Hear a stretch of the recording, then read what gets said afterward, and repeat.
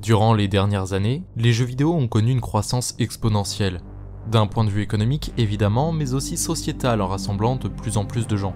Enfants, parents, grands-parents, tous âges, toutes classes sociales, le jeu vidéo a su convaincre et s'imposer comme le divertissement principal de notre époque, dépassant de loin l'industrie du cinéma. Tout cela car un jeu vidéo est prenant. Il en existe de toutes les sortes pour tous les goûts mais garde un point commun. Le joueur, la personne est au cœur de l'action et de l'univers qui lui est offert.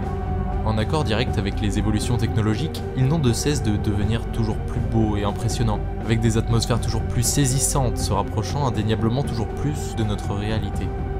Et justement, c'est cette proximité grandissante qui peut interroger. Sommes-nous nous-mêmes les personnages d'un jeu vidéo ? Bien, vous êtes sur la chaîne Bonjour Monde, et nous traiterons aujourd'hui de la théorie de la simulation.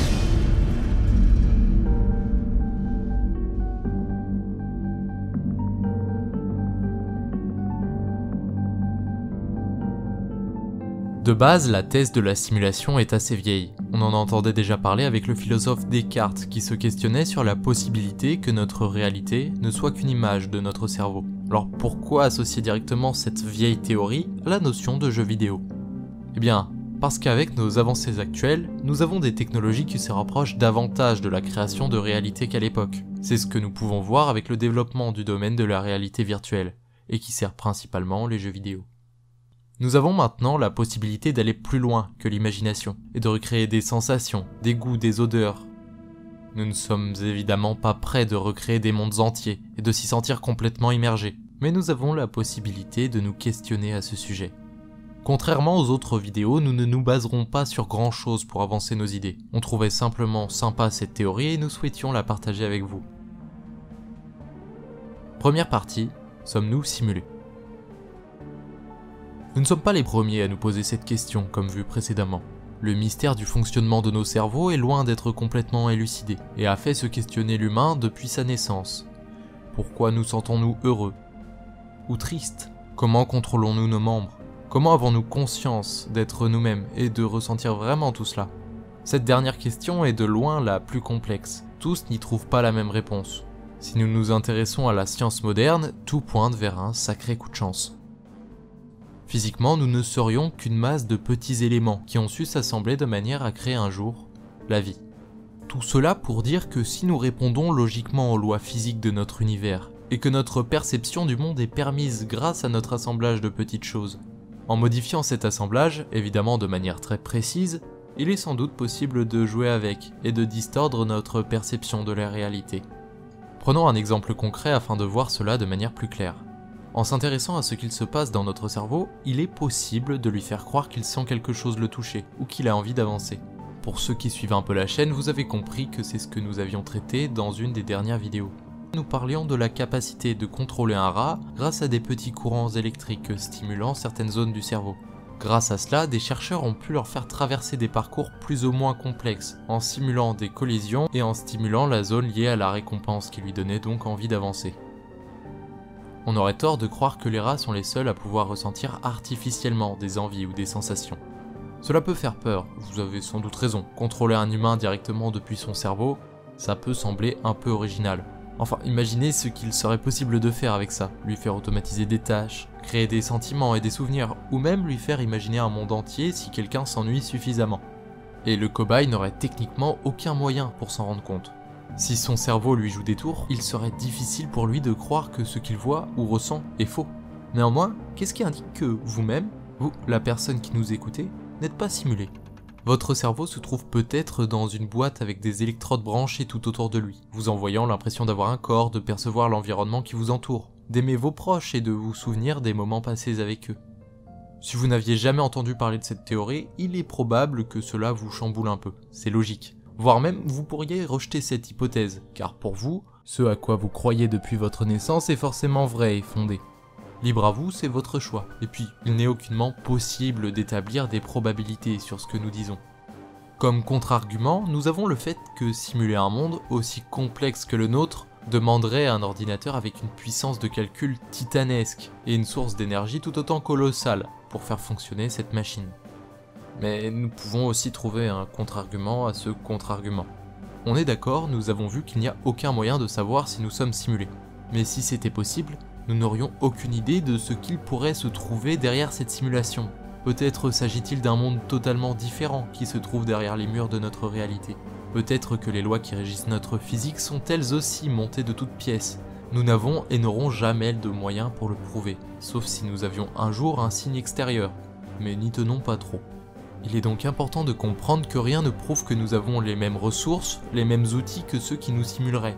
Impossible donc d'estimer si la demande en énergie ou en puissance de calcul est trop élevée.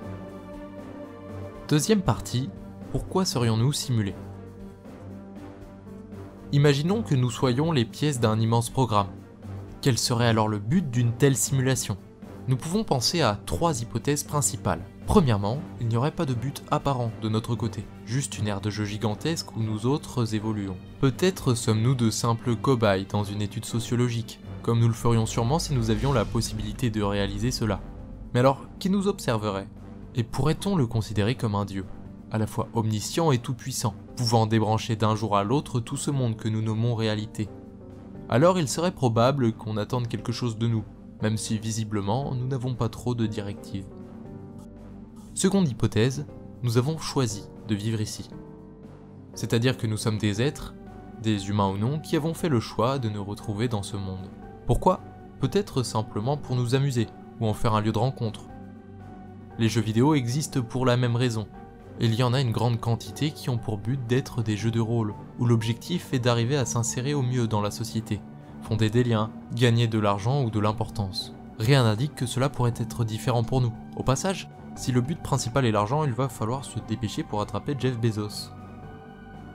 Quand on y pense, si nous vivons dans ce style de simulation, il y a quelque chose de très intéressant qui pourrait être effectué lorsque nous finirons notre session. C'est d'avoir des statistiques extrêmement poussées sur toute notre existence.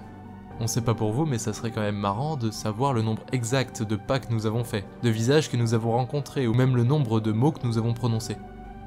Enfin, dernière hypothèse, nous pourrions vivre la vie de quelqu'un d'autre.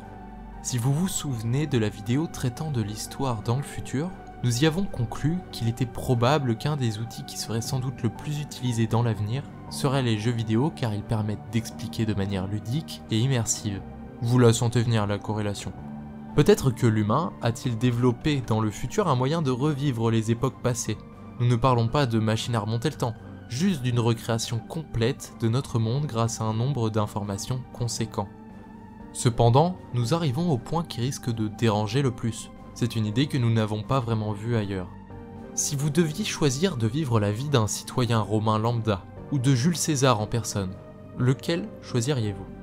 Nous n'avons pas vraiment besoin de statistiques derrière.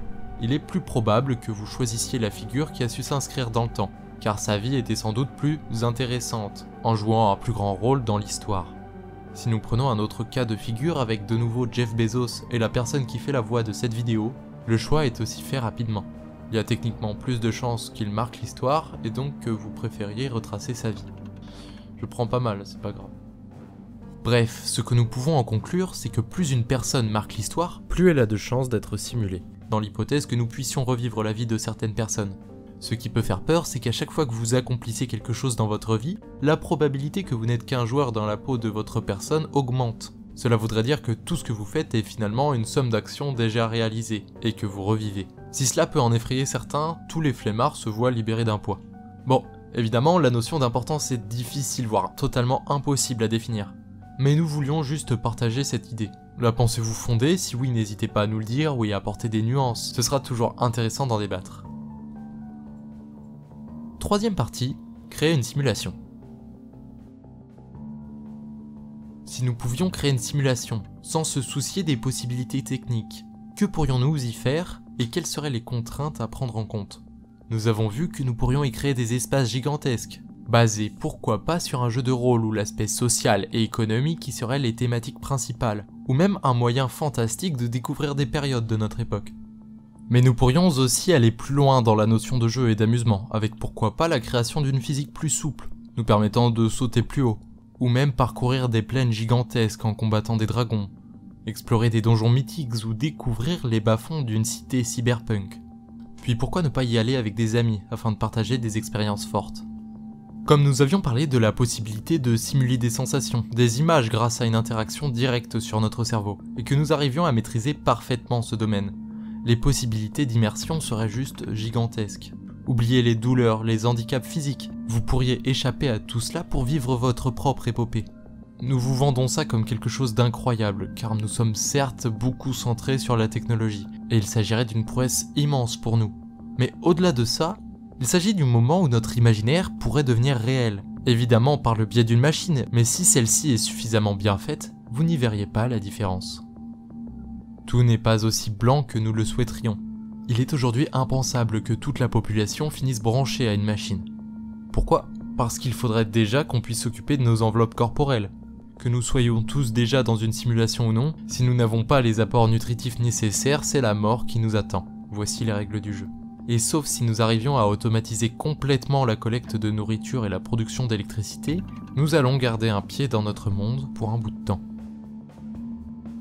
Pensez-vous que notre vie est destinée à devenir un programme informatique ? La simulation est-elle la seule solution pour répondre aux contraintes croissantes de notre monde ? Quelles seraient les simulations qui vous feraient rêver ? Combattre des dragons ou revivre la vie de Léonidas, roi de Sparte ? Nous serions très heureux d'en discuter avec vous. Si vous avez trouvé le thème intéressant, il y a beaucoup de contenu qui traite de cela. À citer rapidement les films Matrix, The Truman Show et les Tron. Sinon, en animé, vous avez Sword Art Online. On aimerait beaucoup savoir ce que vous avez pensé de cette vidéo, si vous l'avez trouvée intéressante, si le fil de narration vous semblait fluide, et si nous avons été clairs dans nos explications. Vous pouvez aussi nous indiquer si vous voyez des points d'amélioration. Enfin, on vous encourage à partager cette vidéo. Comme nous faisons tout cela sur notre temps libre et que nous sommes très loin de pouvoir en tirer quelque chose, ça serait cool de voir la chaîne continuer à toucher toujours un peu plus de monde. Bref, vous étiez sur la chaîne Bonjour Monde, nous vous disons au revoir, et nous l'espérons, à bientôt.